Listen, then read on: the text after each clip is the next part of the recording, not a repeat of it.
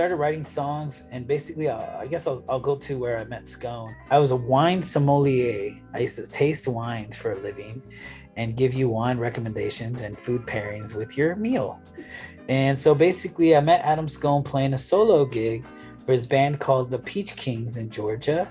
They had an amazing manager named Kira O'Neill, who was a good friend of mine in Miami. So she hooked me up with the gig and asked me if I wanted to open for free. And I said yes, because I wanted to just try out new songs. And I tried new songs and they were super successful. And Adam Scone comes up to me and he says, "Hey man, you're the greatest singer that I've ever heard in my life." I knew that was fucking bullshit. And but he's like, "Hey, let's hang out," So we hung out. We went to the bar. We went to one of my favorite bars. It's called Mac Deuce, the Club Deuce. You haven't been to Miami. If you haven't been to Miami unless you've gone to the Deuce, you know what I'm saying? And the Deuce at that time had the oldest living owner. He was 100 years old. Deuce, Mac just died like I think a couple years ago, but this dude fucking lived to be like 107 years old and shit, fucking dinosaur. And basically this guy fucking bought the bar and he had this cool ass bar. So this is where everyone would go. All the fucking, it's where you wanted to go to not be Jason Joshua. It's where you wanted to be a dirtbag and get drunk and smoke cigarettes and play pool and shit, So that's where we took Scone for the first time. Scone was going through a divorce and I was going through a breakup. I ended up moving her to Denver, driving her and her mom, because her mom was a Roman Catholic and wanted to follow us along. Made my life a living hell, even there. And she dropped me off we dropped her off in Colorado. I flew back home, and basically we just kind of grew apart from there. She's a college girl. I'm like in my fucking, my early 30s, figuring shit out, and this shit wasn't gonna fucking work out with this fucking kid, and basically, we broke up, and Scone was broken up. I was broken up. He grabbed my engagement rings and he threw it in the Intercoastal in Fort Lauderdale. I grabbed his wedding rings at Gramps in Miami, and I launched it out. And I was like, man, fuck being in a relationship. Fuck all this shit, man. Let's do this music shit full time. And that's when we started recording, man. We recorded a few records that are on the wall right now. We recorded the Colossians. We recorded Year of the Rooster. We did a bunch of shit, we started going ham and focusing on the music. So, once we solidified putting out, I figured that I had not put out vinyl yet. And I was like, yo, if we're going to do vinyl, we got to do it with Scone, from Scone Cash Players, from fucking Sugarman 3, from Daptone. Daptone put out the fucking Amy Winehouse shit, did all this crazy shit. Got to do it, So we put out the Slitter. The Slitter blew the fuck up.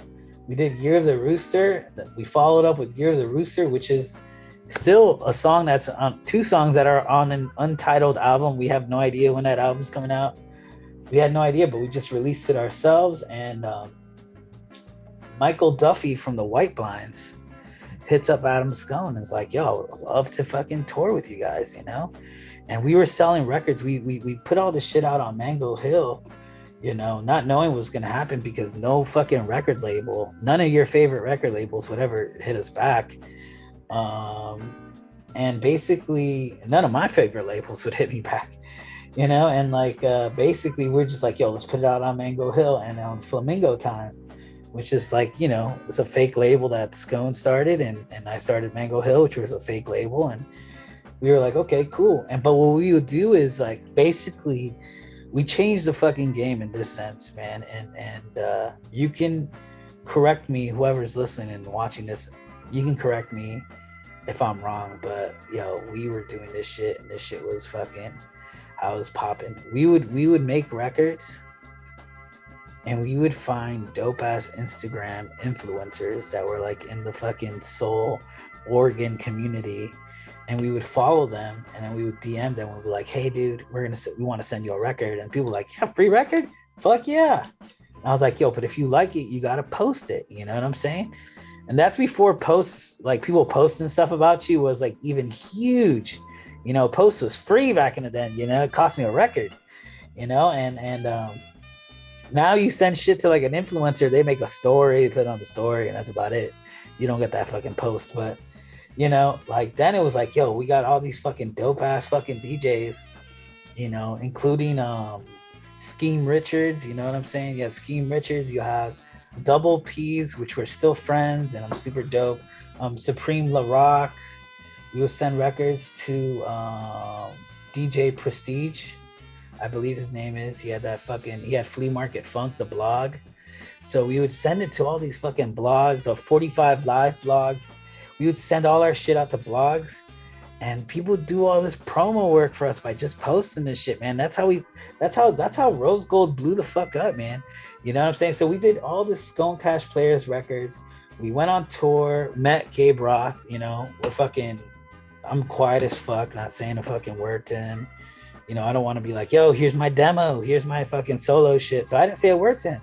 After I toured with Scone Cash Players, that Ryan Guzman from the Funk Freaks had saw me play a gig, and I told him who I was and stuff like that, and I had this dope ass record coming out, and basically he gave my record to Bosco Mann, and Bosco was like, called Adam Scone, was like, hey, is this Jason Joshua, the one I did Rose Gold? He's like, oh yeah, that's him, man. He was like, oh, that motherfucker didn't tell me he fucking sings or does anything, you know? It was crazy as fuck, because he basically hit me up to do music, and Rose Gold was fucking catapulting, man. I sold 500 records in 4 days, which is like unheard of for a tiny fake ass label like Mango Hill. And basically that's what started everything, man. That's basically what got us to where we are at right now, currently, I believe.